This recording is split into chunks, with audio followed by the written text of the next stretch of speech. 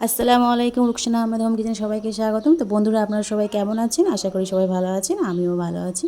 তো বন্ধুরা, আজকে আমি ফ্রায়েড রাইস বানালাম একদম রেস্টুরেন্ট স্টাইলে। এইভাবে রান্না করলে একটাও চাল ভাঙবে না। তো চলো শুরু করা যাক। তো প্রথমে আমি ক্যাপসিকাম, গাজর আর বিনস আর এগুলো ছোটো ছোটো করে পিস করে কেটে নিয়েছি। আর বাটিতে ওটা আমি পনিরটাকে ভেজে রেখেছি। একটা পাত্রে আমি 700 গ্রামের মতো চাল নিয়েছি, এটাকে আমি ভিজিয়ে রাখবো 1 ঘন্টা মতো। তো বন্ধুরা, তোমাদের কাছে একটাই রিকোয়েস্ট, ছোট ভিডিও ফুল ওয়াচ করে দেখবেন প্লিজ। আর প্রয়োজনে কমেন্ট করবেন আর লাইক শেয়ার করবেন। তো পুরনো বন্ধুদের তো অসংখ্য ধন্যবাদ, আর যারা নতুন বন্ধু তাদেরকেও ধন্যবাদ দেখার জন্য ভিডিওটা। তো তারপর আমি 1 ঘন্টা এটাকে আমি ভিজিয়ে রাখবো। 1 ঘন্টা পর আমি এটাকে ভালোভাবে ধুয়ে নিয়ে মানে পানি ঝরিয়ে এটাকে আমি রেখে দিলাম। তারপরে যে মশলাটা আমি অ্যাড করব হচ্ছে এটা জায়ফল আর ডালচিনি। এটাকে আমি ভালোভাবে গুঁড়ো করে নেব মিক্সিতে। দেখো গুঁড়ো করেও নিয়েছি। এবার এটাকে আমি এয়ারটাইটে আমি ভরে রেখে দেবো, না হলে সেন্টটাই অনেকটাই নষ্ট হয়ে যাবে। তো সবাই কম বেশি সবাই জানে। তো আমি এটাকে পুরোটাই ভরে রাখলাম কন্টেনারে, দেখতে পাচ্ছ বন্ধুরা। তো চলো এবার আমি হাঁড়িতে প্রয়োজন মতো পানি দিয়ে দিলাম।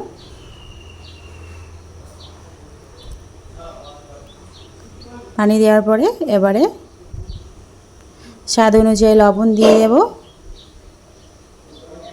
তারপর আমি ঢাকনা চাপা দিয়ে পানিটাকে ফুটিয়ে নেব। ঢাকনা চাপা দিলে কি হয়, তাড়াতাড়ি পানিটা ফুটে যায়। আর যেগুলো আমি কেটে রেখেছিলাম সবজিগুলো, বিনস, গাজর, ক্যাপসিকাম, এগুলোকে আমি ফুটন্ত পানিতে দিয়ে দিলাম। আর এই যে কাজু বাদাম, কিশমিশ, এটাকেও আমি দিয়ে দিলাম। তারপরে যে চালটাকে আমি ভিজিয়ে রেখেছিলাম সেটাকেও আমি দিয়ে দিলাম। তো বন্ধুরা, আমি এই হাঁড়িটা ছোট হয়ে গেছে, তো আমি এটাকে আমি পাল্টে অন্য হাঁড়িতে দিয়ে দিলাম, একটা বড় হাঁড়িতে। তো এইভাবে আমি চালটাকে সিদ্ধ করে নিয়েছি, দেখতে পাচ্ছ বন্ধুরা সিদ্ধ হয়ে গেছে। এবার এটাকে আমি ছাঁকনির সাহায্যে আমি এটাকে ছড়িয়ে নিয়েছি পানিটা। তারপর আমি একটা শুকনো হাঁড়ি নিয়েছি, বড় হাঁড়ি, সেটাকে আমি তলায় আমি ভাত দিয়ে দিলাম নিচেতে। দেওয়ার পরে যে মশলাটা আমি গুঁড়ো করে রেখেছিলাম সেই মশলাটা আমি দিয়ে দিলাম। তারপরে ঘি দিয়ে দিলাম উপর থেকে 1 চামচের মতো। তারপর আবার ভাত দিয়ে দিলাম সাজিয়ে। এইভাবে সবটাই আমি এইভাবে করে নেব। তো বন্ধুরা, যারা আমার এই ভিডিওটা প্রথম থেকে দেখছেন তাদের অসংখ্য অসংখ্য ধন্যবাদ। তারপর আবার ঘি দিয়ে দিলাম। ঘি দেওয়ার পরে আবার যে মশলাটা গুঁড়ো করে রেখেছিলাম সেই মশলাটাও আবার দিয়ে দেব, দেখতে পাচ্ছ বন্ধুরা। যারা আমার নতুন বন্ধু এই রেসিপিটা দেখছেন তাদেরকে আমি সাবস্ক্রাইব করে পাশে থাকার অনুরোধ করলাম। তারপর আবার সেম পদ্ধতিতে সব দেওয়া হয়ে গেল আমার।